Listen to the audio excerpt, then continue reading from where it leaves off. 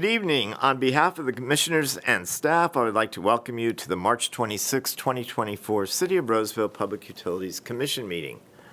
This 7-member commission is responsible for studying and advising the City Council regarding all utilities owned or operated by the city, including electric, water, wastewater, and solid waste.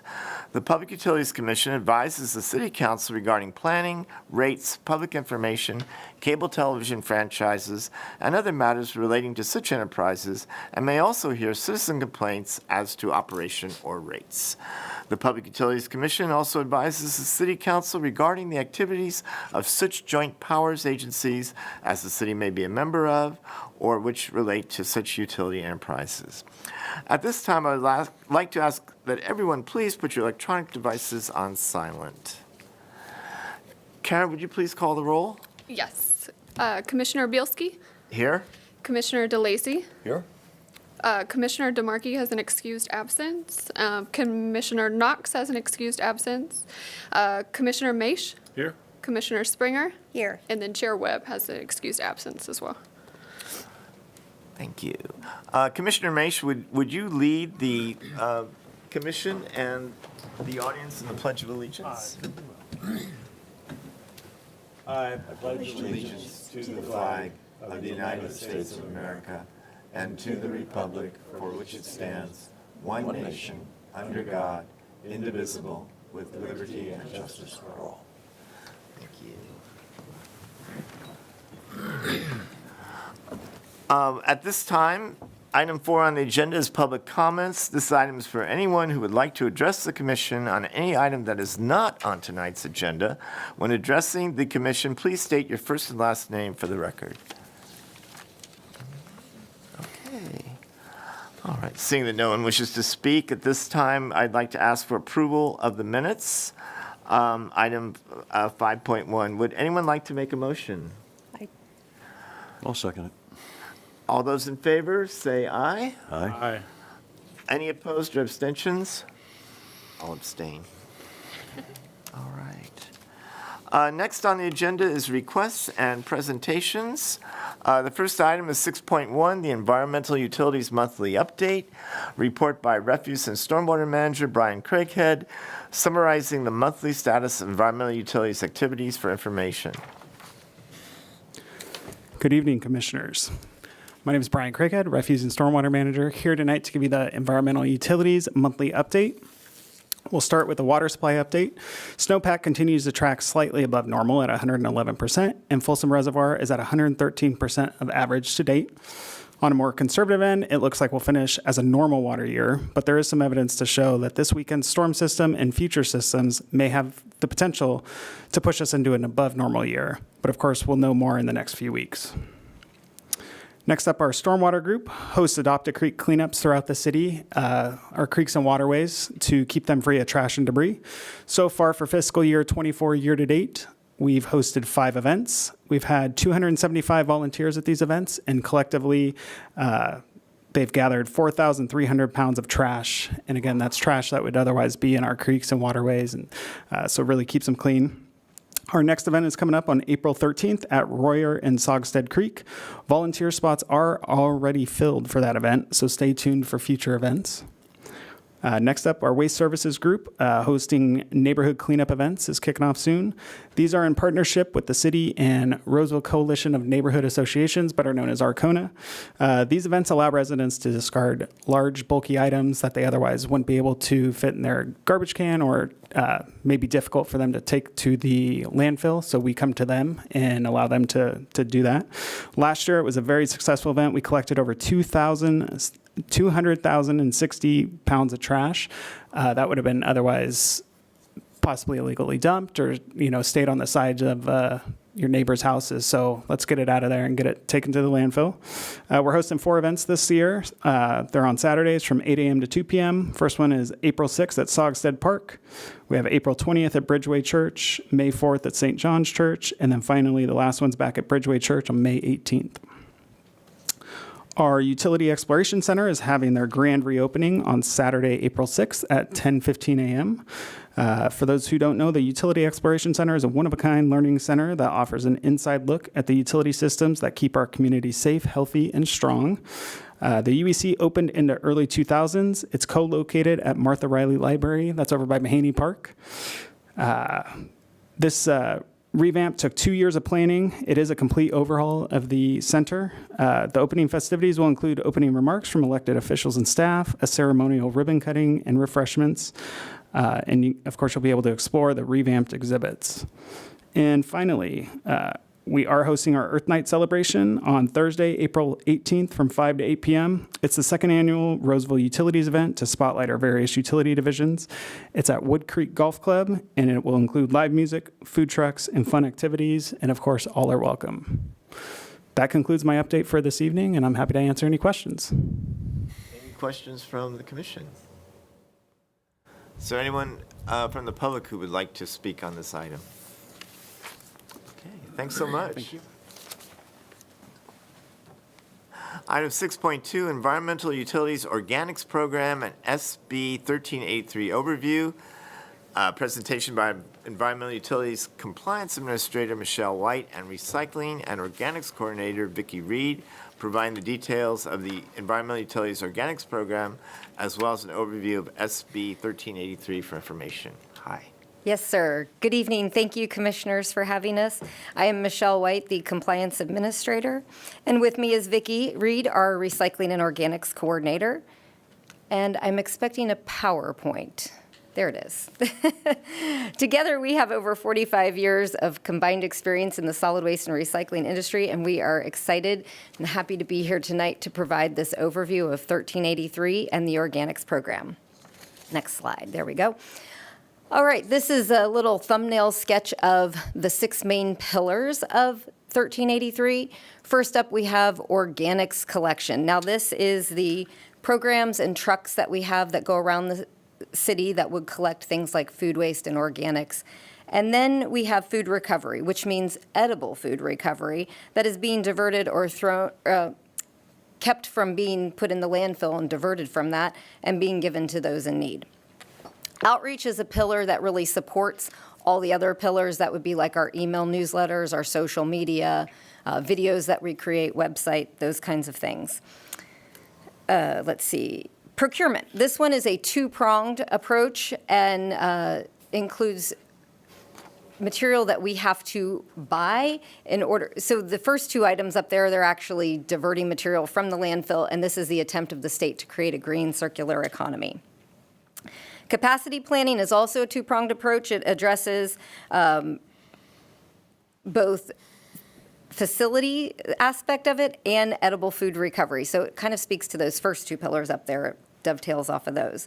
And then there is the compliance piece, where we have now the state requires us, the jurisdiction, to enforce upon our customers and businesses that they comply with this regulation. In addition, the state can enforce upon us up to the tune of $10,000 per day. So next slide.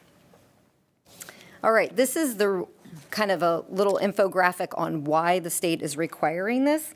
Basically to reduce the methane being emitted from landfills, where they want to reduce these climate super pollutants. When organics ends up in the landfill, the decomposition process releases methane. And as you can see on the bottom line of the slide there, that's kind of the bottom line of the requirements. The state wants to reduce organics going to the landfill by 75%. And as well, they want to recover 20% of edible food waste. And as I previously mentioned, the enforcement component. That is the new kind of the hammer that they built into this law. And that was the enforcement started as January 1st as of this year. Next slide, please. All right, as I mentioned on that kind of little bit of an overview, capacity planning involves 2 pieces, and the organics processing and edible food capacity. Now both of these efforts were a desktop review type effort led by Placer County, and in conjunction with the other cities in the county, not just Roseville. So it was a region-wide effort. And with that, we all combined our numbers, and you can see there for the estimated capacity for the region at the MRF, that's the Materials Recovery Facility out there at Western Placer Waste Management Authority. They have greater capacity than we have generation for the time being. In addition, food waste capacity means do we have enough capacity in our food recovery organizations? So out of the material being diverted, are there enough food recovery organizations to handle the material that's being diverted from the landfill? Luckily, we have Placer Food Bank, which is a Feeding America program, and they recently doubled their, or I think even more than doubled their capacity. They went from about a 35,000 square foot facility to a nearly 80,000 square foot facility. And as well, that top picture there is of the material recovery facility. They are also in the process of a major upgrade and will be considered a high diversion MRF in 2025. Next slide, please. Okay, procurement. As I mentioned, this one is also kind of a multi-pronged approach. This state's attempt to create a green circular economy. So all the material through our collection programs are diverting the material from the landfill, and this law is requiring us to purchase that material. So purchasing things like compost, mulch, renewable gas, electricity from biomass. And the state did this by creating a specific target for each jurisdiction throughout the state, and that's based on population. So the population, or the calculation is you multiply 0.08 times your population. So our procurement target was 11,750 tons. And of course, you know, compost is not the same units as gas, is not the same units as electricity. So there's a conversion factor table that the state put out. And with that, the first year came around 2022, and pretty much little to no jurisdictions were meeting that compliance measure. So they introduced AB 1985, which reduced those tonnages and allowed it to kind of phase in. Because with COVID and just 1383 in and of itself would have been a huge lift, but you threw COVID in on top of it, it became insurmountable, obviously. So the first phase in approach was on 2023. We only had to meet 30% of that target. And then this year was 65% of that target. And through a direct service provider agreement with the materials recovery facility again, we are meeting those targets. And the paper product procurement, Joe Mandel is very familiar with this one. He and I worked closely together my first year here at the city, and we put together a policy that requires basically internal trainings to educate staff, whoever's purchasing products, that we require a 30% post-consumer recycled content if the fitness and price are comparable. Next slide. Turn it over to Vicki for commercial collections. Thank you. On the commercial side of collections, Roseville has historically supported a 2-container system for our businesses. We provide a dumpster for mixed waste to all customers, and we also offer a collection service for source-separated cardboard when a customer can benefit from that. In 2018, the city added a 3rd container option for customers who produce a significant amount of food waste. These customers are mainly grocery stores and restaurants. In 2023, the city collected and diverted over 2,100 tons of food waste through this collection stream. The food waste is collected and delivered to WAPMA, where it's converted into compost and sold and distributed as a premium product. In 2023, we also implemented compliance checks for these customers, providing new service setup visits, periodic check-ins to keep them up to date on the legislation, and lots of outreach material. We also created an auditing procedure to monitor the food waste bins for contamination. When necessary, we will reach out to customers to offer them education and assistance to ensure that the collection and disposal of the food waste is done properly. The city has adopted a coach to compliance philosophy when it comes to 1383 enforcement. Next slide. On the residential side, Roseville implemented a 2-can system back in 2006. Each residence has a black or a gray container for their mixed waste and recycling, and also a green waste can for yard waste. In 2023, the city collected and diverted over 15,000 tons of green waste from our residents. Again, this organic material, in this case the green waste, goes out to WAPMA where it is processed into compost. SB 1383 requires that we regularly audit the residential green waste routes for contamination. So we just recently implemented a residential green waste lid flip audit program. A lid flip audit would consist of solid waste staff walking through a section of a green waste route before the truck gets there. They lift the lid of each green waste can and inspect the contents.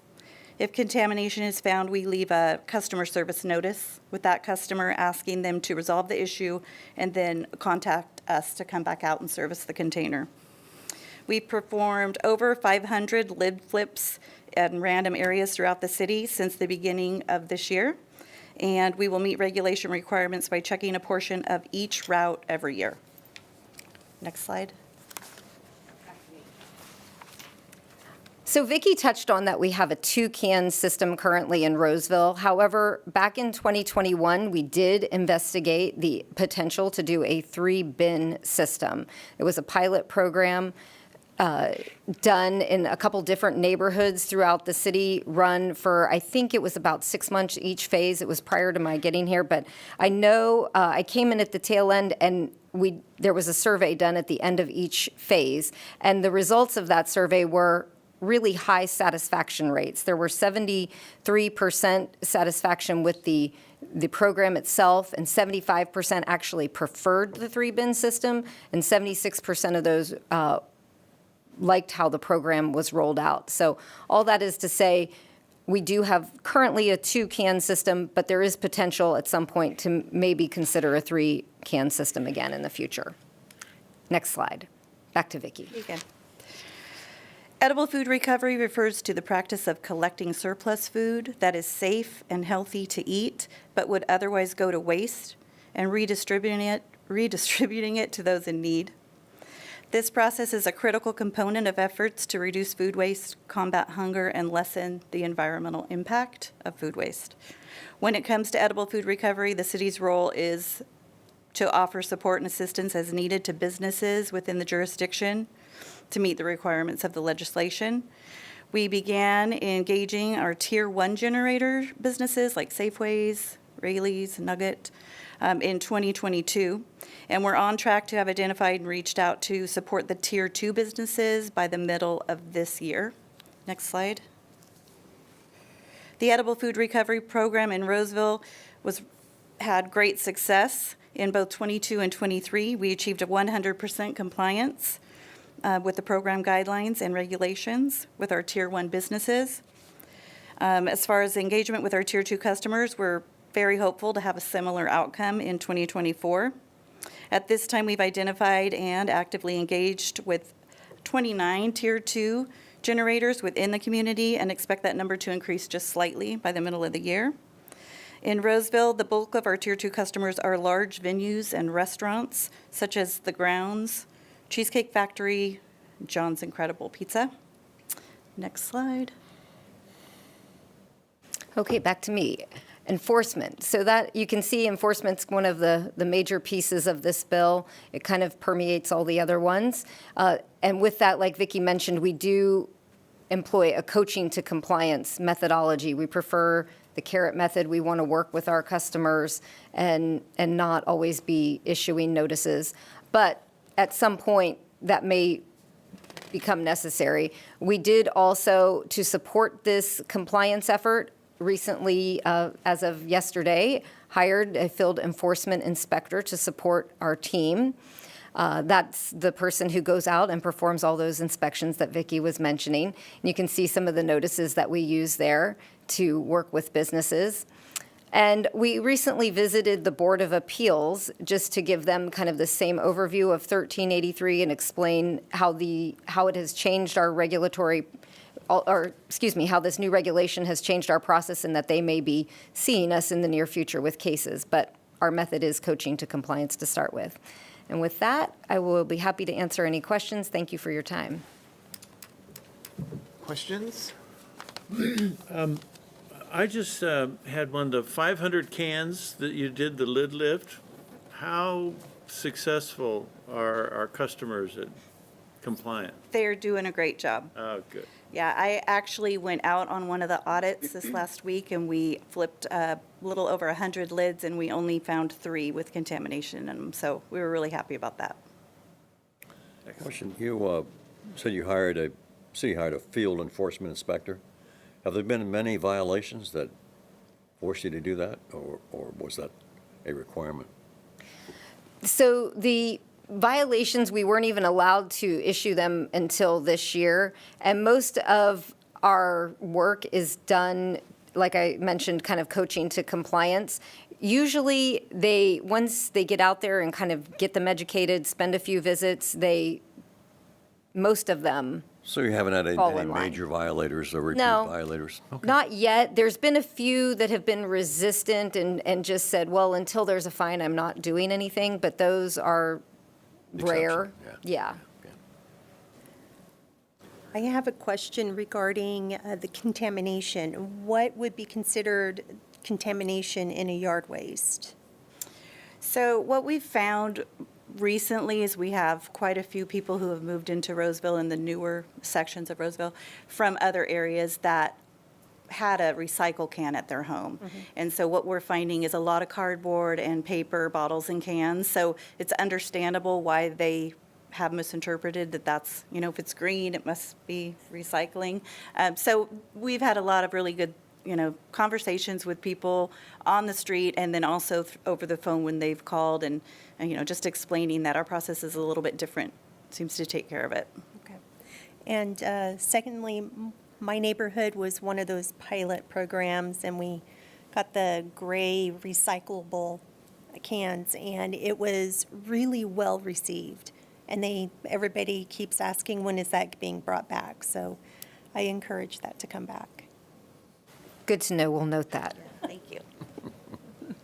So I'm going to follow up a little bit on her question on contamination. So I'm cleaning up yard waste, and an occasional piece of a plastic plant label or something gets thrown in with everything. Does that constitute, or a kid's toy or a piece of a broken pool toy, does that constitute contamination? No. It'd be fine. All right. Address? No. No, not at all. please, 3 cans. I'm watching my sons that live in waste management or in SMUD, and they've got 3 cans. Yeah. And I really don't like putting cardboard and things in with the, all the garbage. The other thing, and this is from my sister-in-law, why not just garbage disposals? What's wrong with just putting everything down the garbage disposal? You want to take that one? Sure. So garbage disposals, it can introduce a lot of load because basically at the wastewater treatment plant, there is a bar rack that screens out all of those materials and solids, and it puts a huge demand on that system. So That's a mess, yeah. yeah, if it's going to end up in the landfill anyway, why not just divert it at the beginning? Got it, yeah. And then, technology ever on the march, on Amazon, on television, they're advertising these kitchen top composters, and you drop it in and magic sand comes out at the other end. Do you see that as a feasible option in the future? I think that's a very expensive option. But currently, as everything that's new is, but I mean, at some future point, could that be it? I remember when every house had the trash compactors, remember? That was always an option, and then people quickly got rid of those because they didn't work or they stunk. And, then we're back to throwing everything in the garbage again. There's always going to be a certain segment of the population that they're very kinesthetic, they want to do it themselves, the DIY folks, and then there's always going to be that kind of segment, kind of like black box theory, just make it go away, let somebody else deal with it. So. And then my last thing, my pet peeve, if we want to reduce paper, please, can we stop mailing those quarterly, you use less electricity or more electricity than your neighbor? I mean, to me, that's, paper and postage right there. I mean, that, to me, would be a tremendous reduction in. Yeah, We're looking at Andrea. we're looking over there. Electric. I think, I'm not 100% sure, but I think you can opt out of receiving it by mail by opting in to getting it electronically. Okay, I'll look into that, yeah. Okay, Can I go ahead. follow up? So this may be a question for Joe, I don't know, but I thought that we made an agreement with the county that we were going to not do the 3-can system. I thought that was dead. So you're talking about the flow control agreement, I believe? And the flow control agreement that we entered into with the Western Placer Waste Management Authority continues into June 30th, 2025. At that point, we are still committed to bring a median level of what all the agencies were bringing, and I believe it's like 38,000 tons of MSW annually, all our C&D waste, and 9,000 tons of food waste. Something along those lines. There's certain tonnages lined out, and that would be for the remainder of that contract. So there is a flow control agreement in place. However, if we do want to go 3-can at some point, it would be after that June 30th flow control commitment expires. Of 2025. 2025. Oh, so it's only another year, so we could. Yeah, June 30th, 2025. So we have a little over a year until that point. So that is, a certain portion of the city would have to continue as it is now, but a small portion, or maybe it's not small, of the city could end up with 3 cans. It probably wouldn't have roll 3 out like cans. that. There's a way that it could be done that residents could potentially all have 3 cans, depending on how you slice and dice the MSW or coming out of the city. But then you'd have a majority of the city having 3 cans, but then it all gets dumped at the MRF. Yeah, that's what. That so makes what's no the- sense at yeah. all. Yeah. All right, well, good luck. Want to speak to that? Do you want to talk about I don't know. Let me just follow up some on Yes. that. Yeah. So right now, as Michelle talks about, we are contractually obligated through the flow control agreement to take all of our tonnage to WAPMA. That's MSW, organics, everything. So after June of next year, 2025, that basically gives us options. And we are still committed to those 30,000 tons of MSW, 8,000 or 9,000 tons of organics, so that's green waste and food waste, going to WAPMA. Everything else we are free to take wherever we want. So WAPMA is all in on the 2-can system, mixed organics. So, as we're doing it right now, food waste goes in your garbage. The 3-can system, your food waste would then go into green waste. That's how pretty much everyone else in California is doing it, right?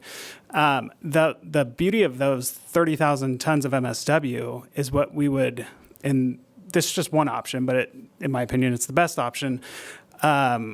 High-density housing, commercial, all of those, call it shared dumpsters, those would be really difficult to enforce, organics, things like that, right? So we still have a pretty good need and to take it to a mixed, a high diversion facility, basically, where they can pull those organics out of that MSW stream. So we're compliant with the regulations, but also our customers don't have an undue burden.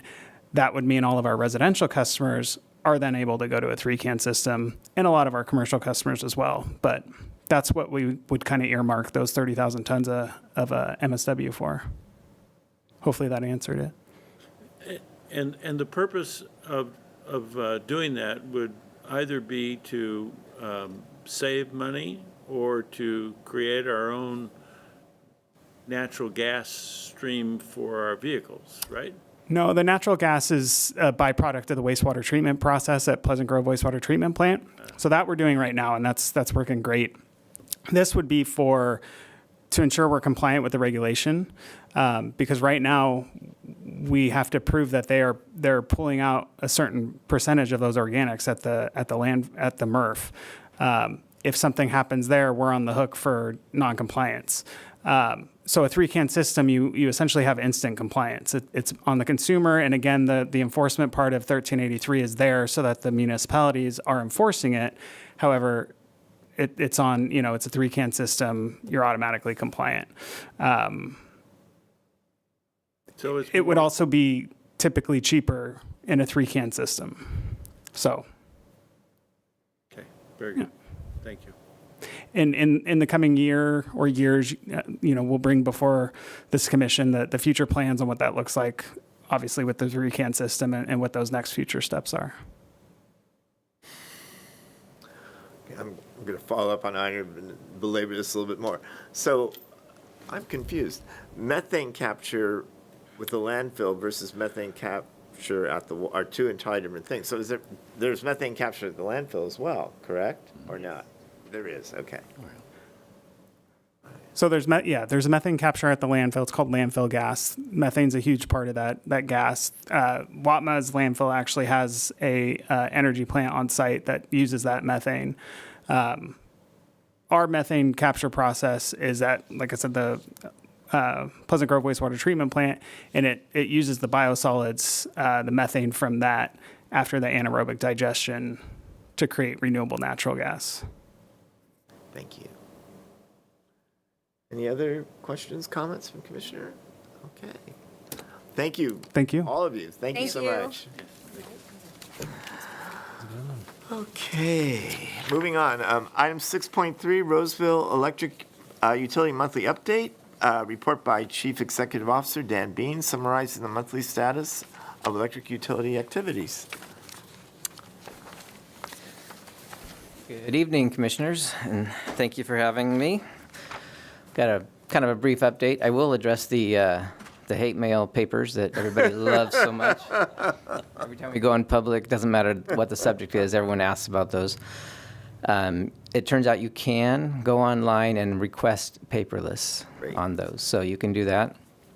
But it is a compliance Issue. for city Yeah. or for state of California, and it truly is paper compliance. But you can do it paperlessly as well. So, when we find a better way to meet compliance without doing that, we would be happy to do that. Right now, that is the most cost-effective way to do it. So, but you can opt out.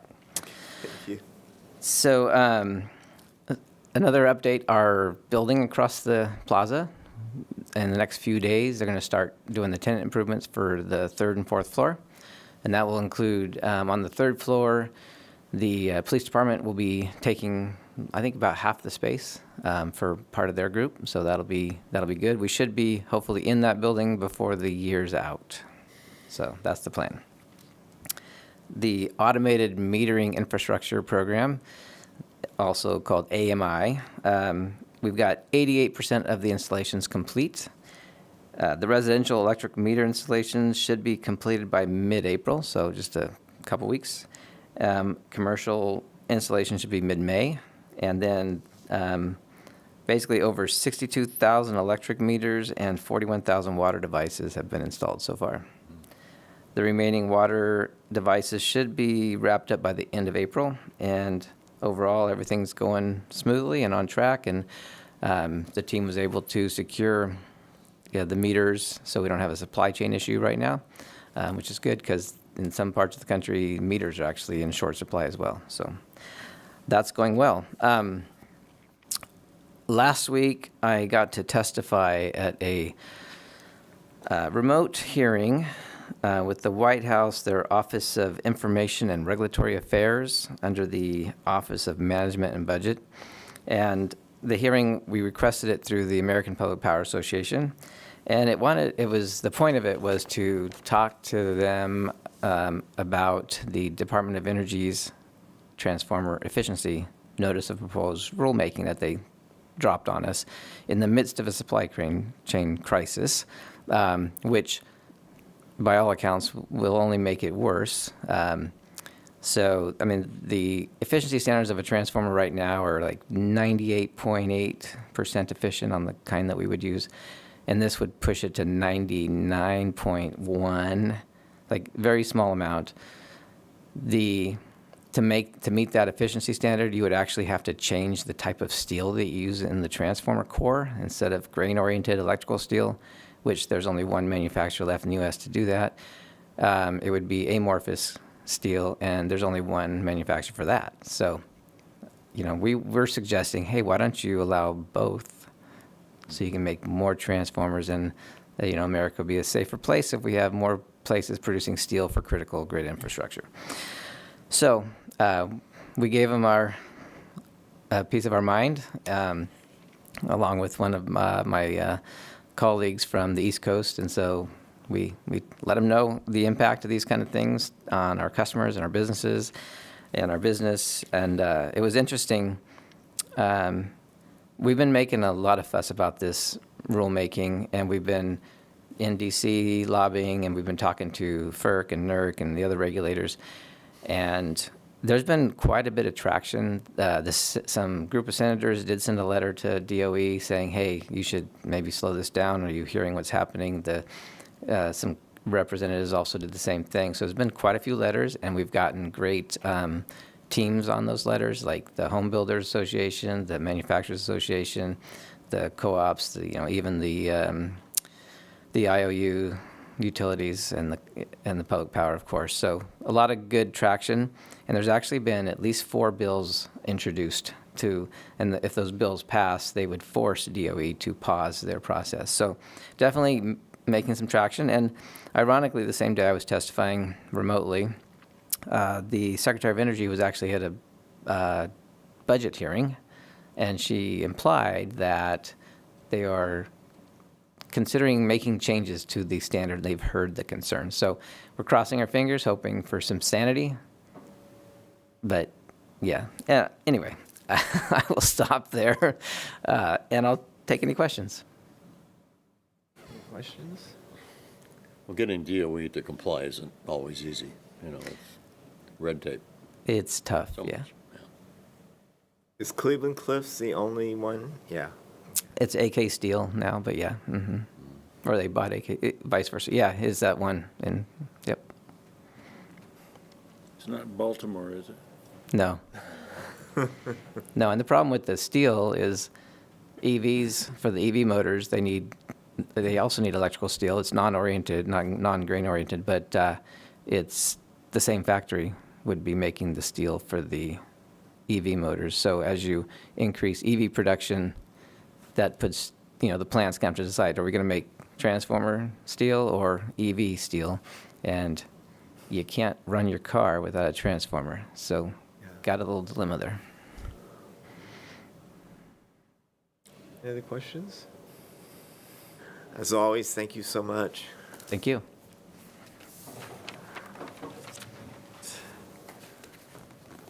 So next is item 6.4, electric budget FY25 proposal overview. Presentation by Electric Utility Assistant Director Eric Campbell and Electric Utility Finance Administrator Joanna Cucci with the proposed FY25 electric budget for information. Great. Good evening, Commissioners. Eric Campbell, Roseville Electric Assistant Director. I'll get this kicked off, and I'm going to turn it over to Joanna for the bulk of the presentation, and I'll pick up with the last few slides. So this is our FY25 proposed budget. We have not yet proposed this to city management yet. That's next week. So we're a little bit ahead of the game there. So you're getting an advanced preview. This budget it's been proposed and designed to support the City Council strategic plan. This year, it also supports the electric strategic plan. We've been working on a plan for about the past 12 months or so, and we've tried to work that into some of the goals a little bit later on in the presentation. I'll highlight that as well. This also provides funding to deliver on our mission, safe, reliable, cost-effective energy to our customers. There are no recommended cuts to service in this proposed budget, so folks should not see any decreased reliability, longer hold times in the call centers, nothing like that. So we're not proposing anything of that nature. It does help us maintain compliance with our financial policies and metrics. One note there that I need to emphasize is it does assume the approval of the two 9% increases that we're proposing. Those will be going to City Council early on in April for consideration. And it also incorporates the energy surcharge becoming permanent. So those two rate actions combined amount to about $29 million. So it's a big number. And you're going to see that the budget that we're proposing is essentially flat. I think we're unfavorable about $1 million at this point in time, but we really do need those proposed increases to maintain our financial integrity going forward. And with that, I'm going to turn it over to Joanna. Okay, so this is looking at what the electric utility budget includes. These are things that budget pays for.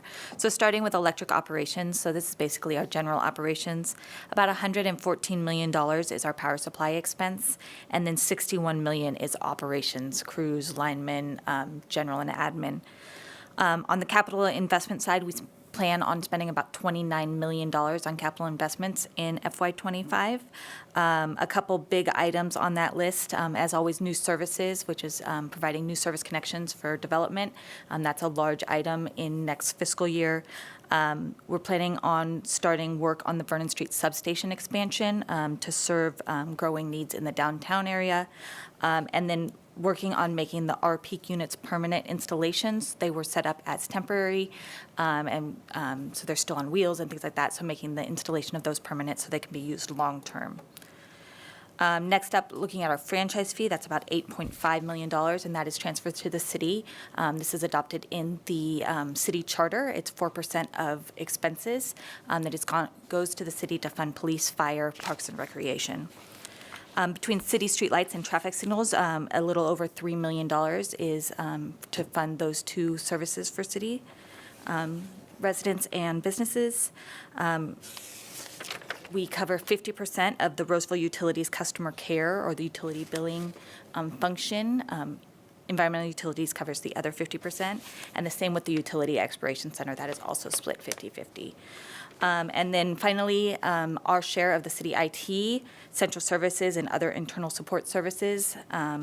It's about $2.4 million for city IT, $1 million for central services to maintain all the buildings and facilities, and then $4.4 million for our cost allocation plan to pay for other portions of the city that we get benefit from, like HR, the attorney's office, the city manager's office. And that transfer to the city, that bottom line, is about $7.8 million in total. This is a look at our FY24 budget and forecast, and then the proposed FY25 budget. As you can see under the energy sales line, there is a large increase in revenue. In the FY25 budget, that's about $29 million associated with the proposed rate case that will need to be approved before it becomes official. On the other revenue line, you do see a large decrease. That is because we did make a GHG sale this year that was used to fund AMI, which Dan talked about. So there was an increase in revenue in that fiscal year, FY24, that doesn't happen in FY25. The operating expense is increased. This does include both power supply and operations, and so that is the increase we expect to see in that expense. On the non-operating revenue side, you do see a decrease from $8 million was in the budget. We expect now $6 million, and next year we're looking at $3 million. Largely that's because the state is no longer renting the property that the R-Peak units sit on, and that ended before the end of the fiscal year, so we didn't get the last $2 million payment in FY24, and we don't expect any payment for that in FY25, but we do expect and plan to take ownership of those units, which will allow us to use those in the future. Non-operating expense is flat for the utility. And then capital revenue is up a little. Largely that's due to increased growth expectations for new services. And then our capital expenses are increasing. Originally in FY24, the budget was $26 million. We do tend to, always have projects that cross fiscal years, so we did carry forward some projects from the prior fiscal year. That's why you see the forecast is actually higher than the original budget, and that's because it's from prior fiscal years that those projects are being completed. And then we do have a proposed $30 million for FY25 for all of our capital expenses. So overall, we're looking at a negative $1 million, assuming all of those things come true. This is our key financial policies. So days cash on hand, our adopted policy is greater than 250 days cash on hand. With the proposal, we would be looking at 277 days cash on hand, and so that does meet our policy. If the rate increase isn't approved, we would be at 223 days cash on hand and would not be meeting that financial policy. Looking at the debt service coverage ratio, our adopted policy is greater than 2.0. In FY25, the proposed FY25 has us at 5.29. However, if the rate increase were not approved, we would be at 0.83 and not meet that key financial metric. So the proposed budget provides a sound financial foundation for the utility through FY25. It is cost-based, and we still maintain competitive rates even with the approval of the proposed rate adjustments. We continue to emphasize long-term planning and cost discipline. We put in long-term capital plans. We have a 10-year capital plan that is adopted internally each fiscal year, and then with a 5-year plan going to the city to be adopted. Our Ratings remain at double A, which is mid to high grade, and this is where we want to remain, in the double A area in terms of bond rating, which helps protect us from increases on procuring energy or any issuance of debts. Okay, my turn again. I'm going to walk you through some of the goals that we have planned for FY25. So this is above and beyond, our core mission of reliable, cost-effective service. And there's alignment here between the City Council strategic plan and also the electric strategic plan.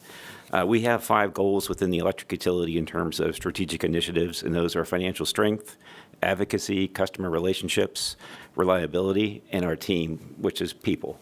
And you're going to see some linkage between those and the City Council initiatives as well. First item we have here is enhance the customer experience by offering new tools for convenience and savings. This is speaking to our Customer Connect project. Our current self-service portal is at the end of life, and we're working on choosing a new application at this point in time.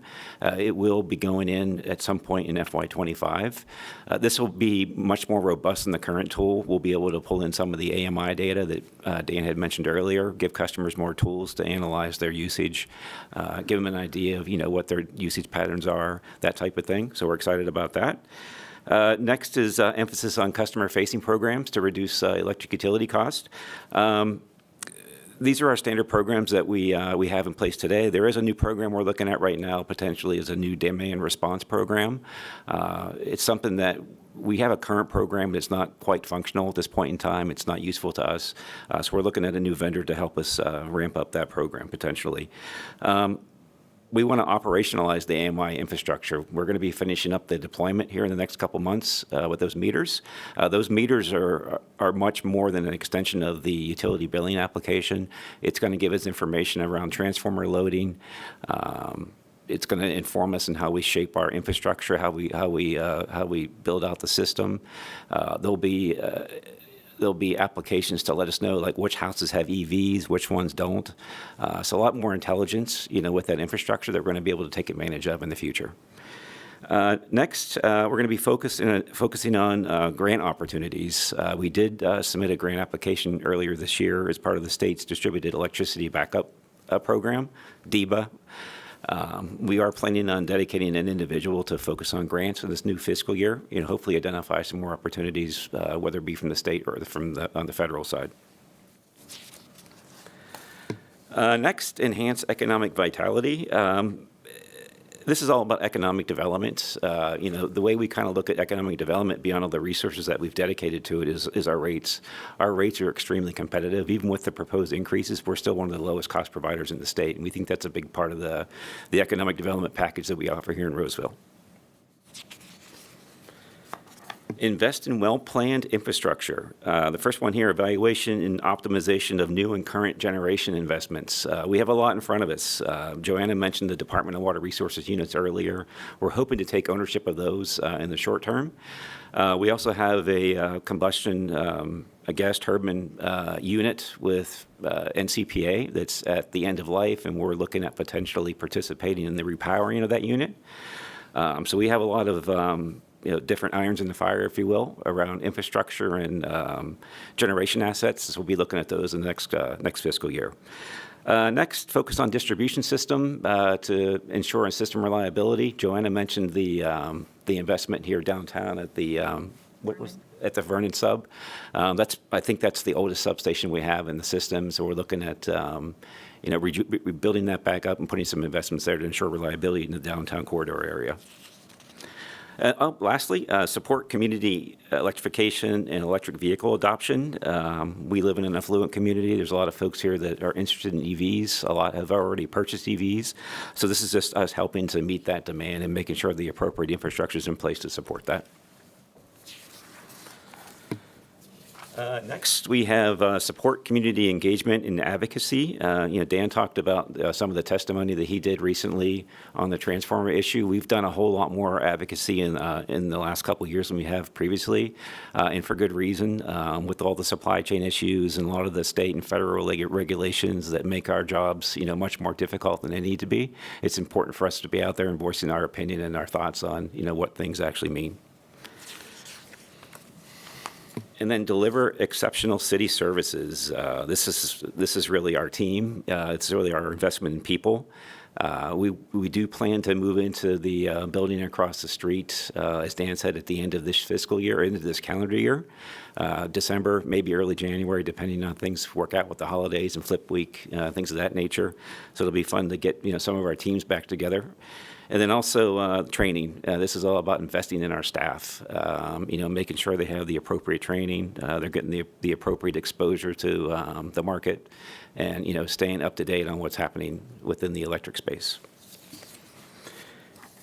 And then finally, all of our fiscal risk and challenges. You've heard about our purchase power challenges, natural gas challenges with respect to the marketplace and some of the elevated prices that we've been seeing recently that have led to some of the increases that we proposed over the past couple years. Renewable energy resources is here. Compliance is going to be a challenge for us going forward in the out years. You'll hear us use terms like RECs, the renewable energy credits, that we use as a compliance item. RECs are currently going for about $70 a megawatt hour. To put that in perspective, I understand it's $50 a megawatt hour to pay the fine for not being in compliance. So the market right now is ahead of what it would cost to actually pay the fine versus being in compliance. Natural gas transportation, we have an agreement with PG&E on our natural gas transportation. We, along with some other utilities, we negotiate a discounted rate to use their transmission line for natural gas.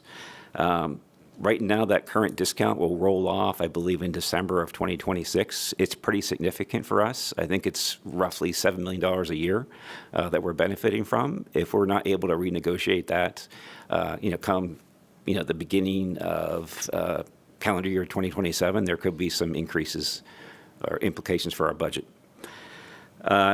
Legislative regulatory, this is a persistent risk for us. I think we've talked about it quite a bit. Air Resources Board, we've talked about the 2035 requirement around combustion engine vehicles, that the state will no longer be able to sell new combustion engine vehicles in 2035. Labor market adjustments, we've seen some pretty significant increases on the electric side in terms of the market adjustments that we've been seeing, especially for our technical staff, the 1245 staff. We're competing with those resources with the SMUDs and the PG&Es in the world. And so there's been some significant increases over the past couple years with respect to those resources. So we don't really know what's going to happen with that in the future. It's really a supply and demand thing.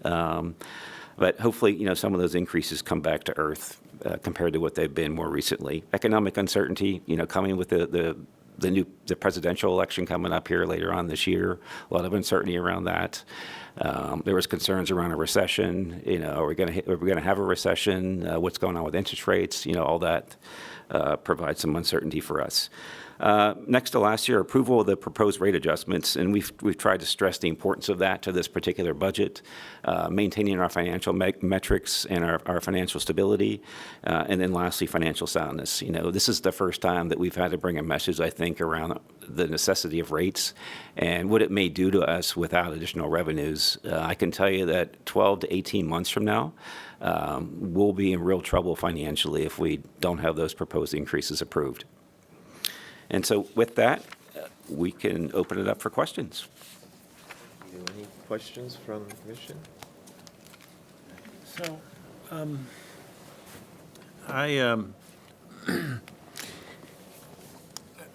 I like the idea, you were talking about offering our customers information, outreach to our customers. And I'm of the opinion that you give them information, help them make smart decisions. One of our challenges is the cost of purchase power, and I think I know, help me if I don't, that the cost of purchase power over the course of a day and changes seasonally, but it's an interesting curve, and counterintuitive for what most people probably think, And so with your AMI devices, you could you could give us two plots. You could give us a plot of how the demand varies during the day and how prices for purchase power vary during the day, so that hopefully people can understand that there's periods of the time when, you know, you can use all the power you want because it's practically free, and there's times when it's really, really expensive, and it's the mismatch there where we're still using a lot of power when it's really, really expensive that is driving our increase in rates. I tried making the point before. I think it would be helpful for this commission, for the public, to understand that dynamic. I'd like to see us present as part of this kind of information the cost of power, purchase power information, so that we can understand how that's driving the rate increases that we're. Yeah, we can certainly get information on the cost of power, but also with the AMI infrastructure, we'll be able to understand more how our customers are using it and be able to bring information around time of use rates, you know, and really educate people on, you know, when's the best time to actually be using electricity. And my personal hope is that if we can inform our customers about when it's very expensive for the city to meet our customers' needs, that will change reactions without having to impose time of use rates, which I think could be punitive. Yeah, and I agree. I think time of use rates are punitive because there are some people that can't shift their load, right? So we might want to have an option where folks that they opt out, you know, a time of use rate, or they opt in, where it's somewhat of a choice for the customer that has the ability to shift their load around. And even if you have to, even if we end up ultimately having to adjust our rates on some sort of a time of use, we're going to need that information to you know, on what's driving that, what those costs are. Right. You know, I think, and you know, on a policy basis, I'm interested in demonstrating to our citizens the costs of the policies being implemented by the state. Is the other reason why I want the information anyway. So I'm asking for the information. Again, I'm hopeful that you'll present it next time. Yeah, we can do that. Thank you. Yeah. So real quick, Patterson's bill, to cut everybody's bill, electricity bill by $30, is that? It doesn't impact the municipal utilities at this point. Okay, it's for, okay, the investor utilities. Back-to-back wet years, does that potentially put us more in the black than in the red? Yeah, so I was listening to Brian Craighead's update earlier, and what we're seeing in terms of what we're going to be receiving from our hydro assets, we think there's going to be a hydro adjustment for FY25. Currently, it's like 2 point something and change. Right now, based on the information we have from those assets in terms of what kind of energy we're going to receive for FY25, that rate may go up slightly in terms of the replacement power costs that we need to incur. So there always isn't a direct correlation between the rainfall itself and what we're going to pay. Directionally, yes. But we're really dependent on what those resources generate and actually gets delivered to us. Any other questions from staff? Okay, thank you very, very much. Thank you.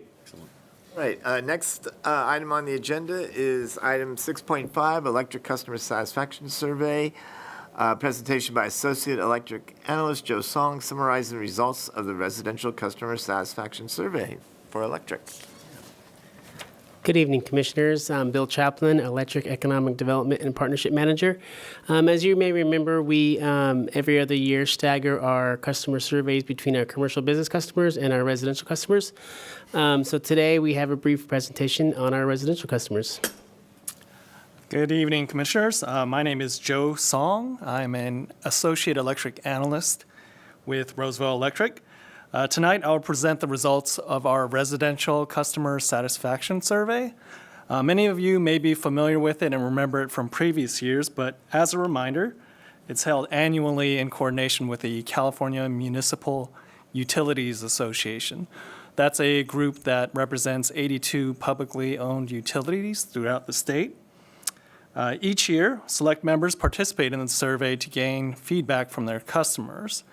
At Roseville Electric, we use the results to better understand our customers, identify areas of improvement, and track customer satisfaction. I'm happy to report that Roseville Electric continues to receive excellent scores in all categories. Here we have the research methods that were used to verify and validate the results of the survey. The survey was held from December through January, so December of last year through January of this year, and we received 587 responses. We asked our customers 62 questions, but to avoid presenting an overwhelming amount of data, we'll cover 7 metrics that cover the major areas of interest. Next slide, please. Thank you. This slide represents an overall satisfaction score. This question is unique to Roseville Electric and has been included in some historical survey results that we've had. Along the bottom of the slide, you'll see the scoring scale. Scores from 7 through 10 were scored as satisfied, 5 and 6 counted as neutral, and 1 through 4 counted as dissatisfied. As you can see, for this question, Roseville maintained a very high overall satisfaction result at 93%. Moving on from the Roseville-specific question, we have a different look for the remaining slides. This slide shows the results of a question that was part of the statewide survey, and the results are broken down into 3 categories. So the blue bar represents the results for Roseville Electric. The green represents results for other Northern California electric utilities. And the gold or kind of yellow colored bar represents results for utilities statewide excluding Roseville Electric.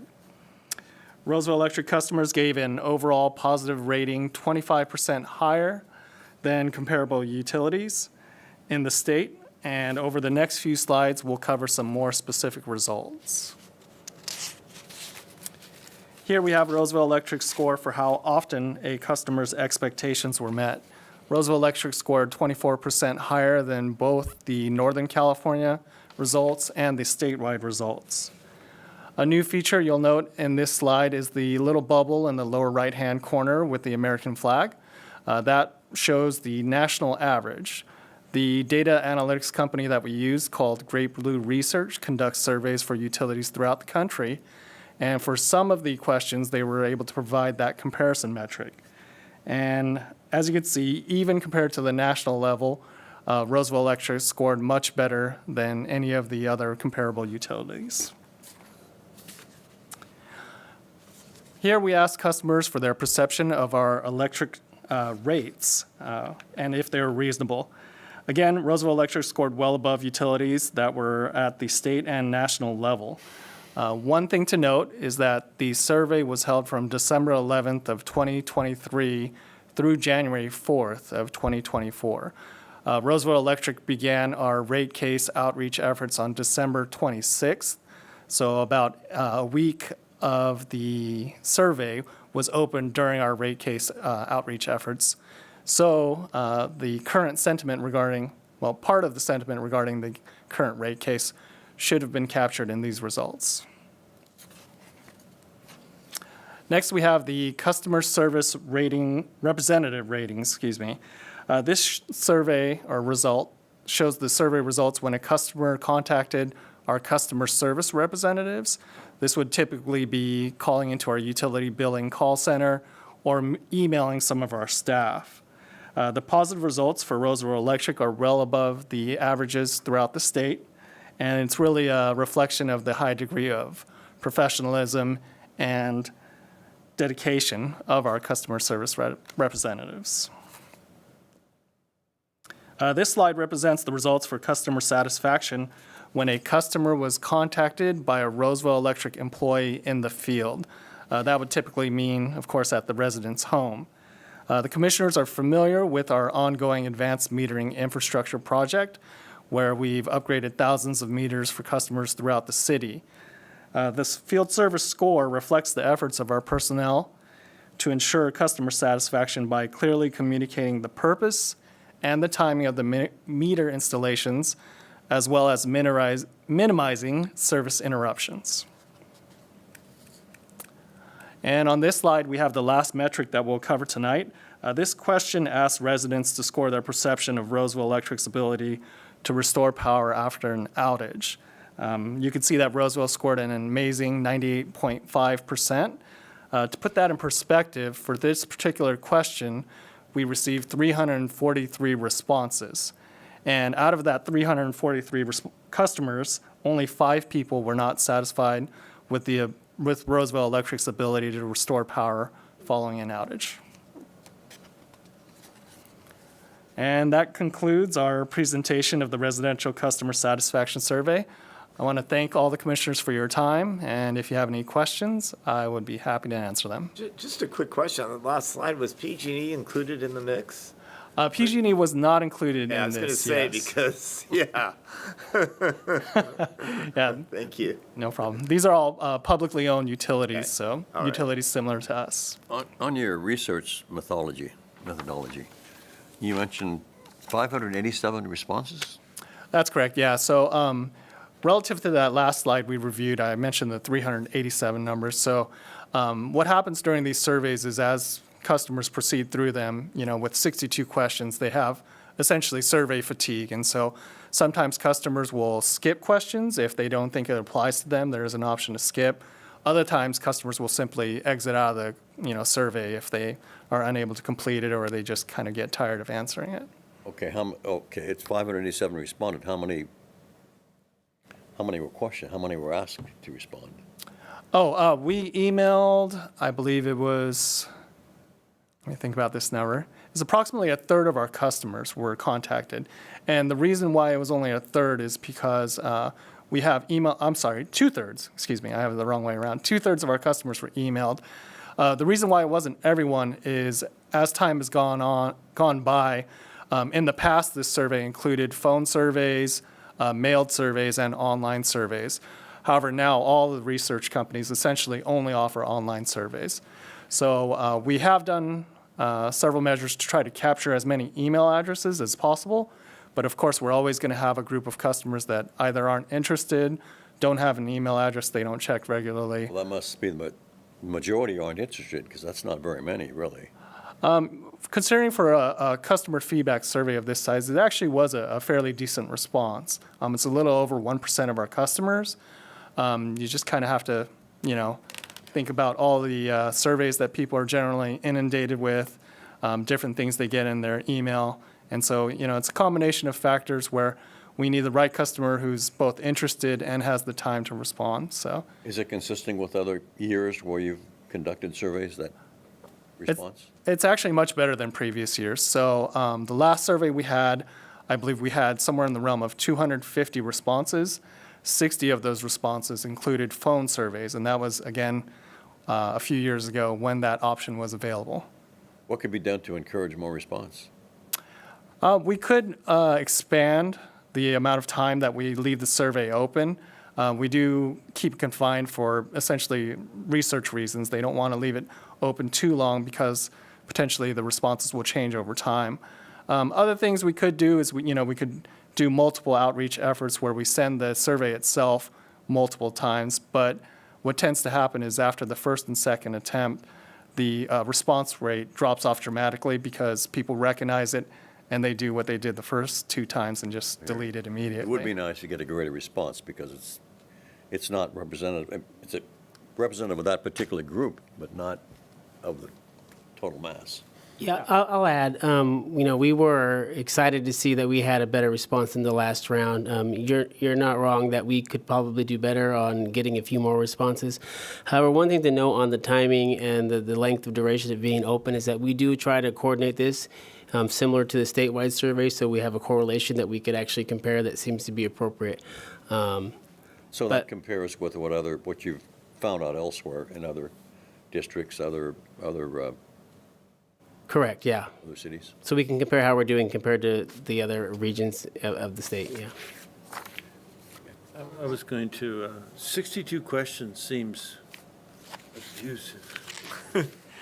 A lot of the questions are related. So it'll, some of the questions, for example, would be, are you interested in electric vehicles? Have you done any research? Things like that. So they're generally clumped into larger categories. But yes, sometimes 62 questions can seem like much. I would volunteer to help my community, and when I discovered the amount of time that it took to get through 62 questions, Yeah. I'd probably never do it again. Now, that's excellent feedback. So we'll definitely take that into consideration. There may be too many questions.